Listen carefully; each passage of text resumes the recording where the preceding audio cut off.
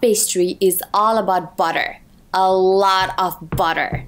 Cut the butter into small cubes, place in a bowl, cover with a plastic wrap, and put it in the freezer for 1 hour before using it. We need frozen butter.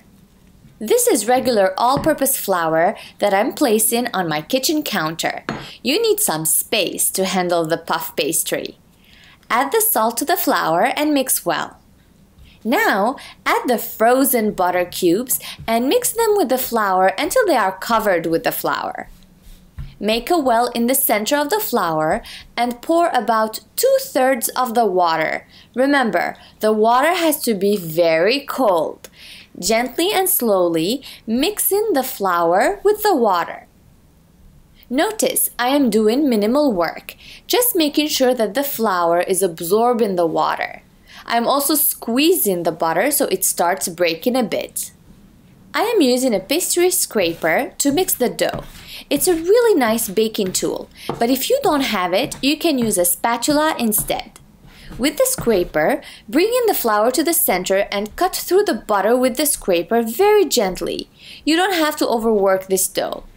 Now add the rest of the water and continue to mix gently the butter and flour using the same technique until they are lumped in together in a rough ball. At this point, we are going to change the way we mix in the dough. Cut through the bowl with the scraper and place 1/2 of the dough on top of the other and squeeze them together by pushing from the top with your hands.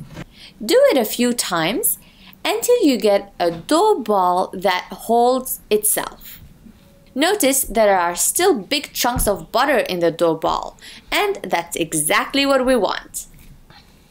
Lightly flour your work surface, the top of the dough, and also your rolling pin. Press the dough with the rolling pin and shape it into a rough rectangle. Fold the dough in thirds in the width, folding the bottom third up towards the center and the top third down on top of the folded bottom layer. Wrap in a plastic sheet and place in the fridge for 30 minutes. Clean your surface with the pastry scraper and go do something fun until the next step. Here we go again. 30 minutes later, this is the second roll. Lightly flour your work surface, the top of the dough, and also your rolling pin. Press the dough with the rolling pin and shape it into a rectangle around 6 by 18 inches. Use the scraper or spatula to smooth the edges so you have a perfectly shaped rectangle. Fold the dough in thirds in the width, folding the bottom third up towards the center and the top third down on top of the folded bottom layer. Now, mark the dough with your fingers. Make 2 prints. It shows that you rolled the dough 2 times already. That's because we have to do it 6 times. But I promise, this trick will help because you will forget where you stand. Place the dough in the fridge for 30 minutes. Clean your workspace, wait, and do it again. The 3rd time, then to the fridge, the 4th time, then to the fridge, the 5th time, then to the fridge. And finally, here is the last time. You notice that the dough is smooth. It actually has a really nice texture when you touch it. Roll as you did before, and that's it. We are done. Wrap the dough in a few layers of plastic wrap so it does not create a crust when refrigerated.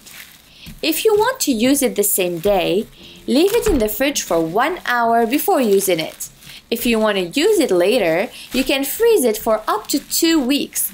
Just move it from the freezer to the fridge the night before and roll it out. Now enjoy it in croissants, pies, cheese twists, or many other recipes. Bon appétit!